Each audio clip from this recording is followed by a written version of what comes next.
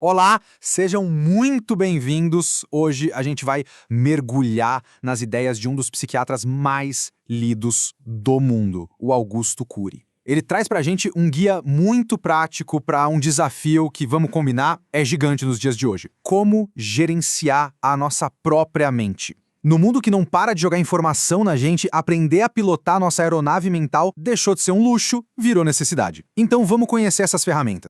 Para a gente começar, o Cury já traz um diagnóstico que, é de impactar. Ele diz o seguinte: estamos vivenciando a era da falência emocional. A guerra que travamos em nossa mente. Essa frase já diz tudo, né? Ela captura a essência daquela luta interna que muitas vezes ninguém vê e que define a vida de tanta gente hoje em dia.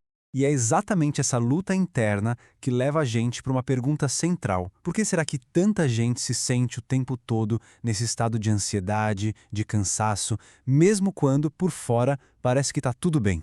Para começar a responder isso, vamos entrar na nossa primeira parte, a mente na era digital. O Cury defende que a gente está vivendo numa espécie de idade das trevas emocional. E agora a gente vai entender o porquê disso. E olha que interessante a comparação histórica que ele faz.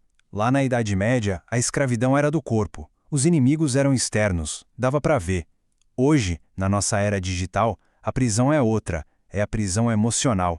E os inimigos? Bom, eles são criados dentro da nossa própria cabeça. É uma mudança gigantesca na forma como o ser humano sofre.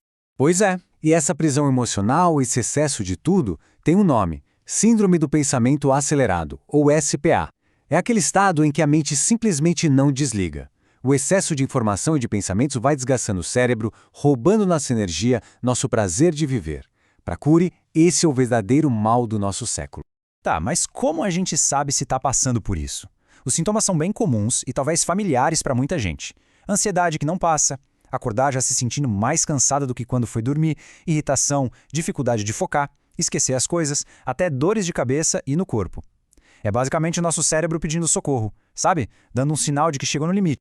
Se identificar com algum desses pontos é, na verdade, o primeiro e mais importante passo. E olha, se esse nosso papo aqui está fazendo sentido, está ajudando a clarear as coisas, que tal curtir e seguir o Pneuma BR para não perder as próximas análises? Muita gente se sente assim, então sinta-se à vontade para compartilhar aí nos comentários qual desses sintomas chama mais a sua atenção.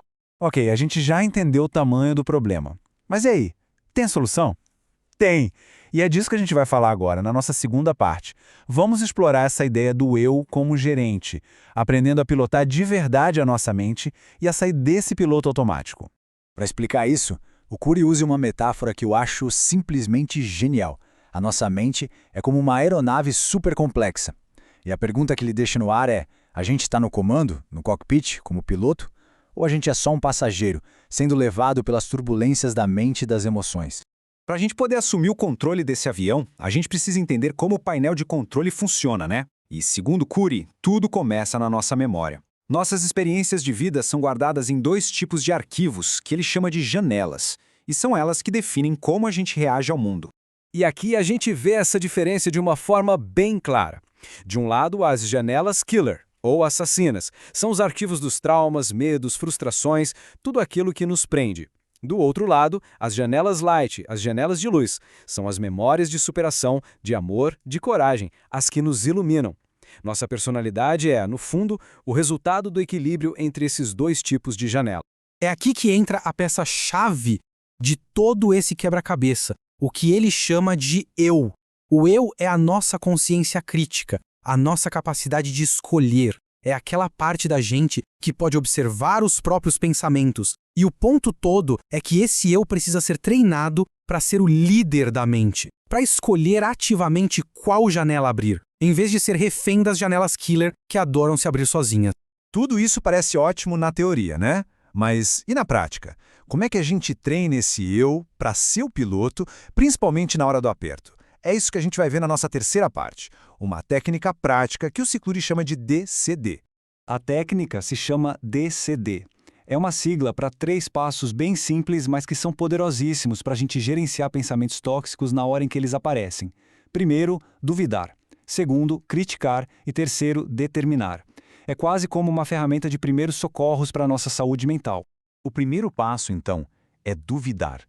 Sabe aquele pensamento negativo que surge do nada? eu não sou capaz, isso nunca vai dar certo, a primeira coisa a fazer é não aceitar ele como uma verdade absoluta. É questionar. É dizer para si mesmo: peraí, eu duvido que eu não possa ser livre. Eu duvido que eu não seja o autor da minha própria história.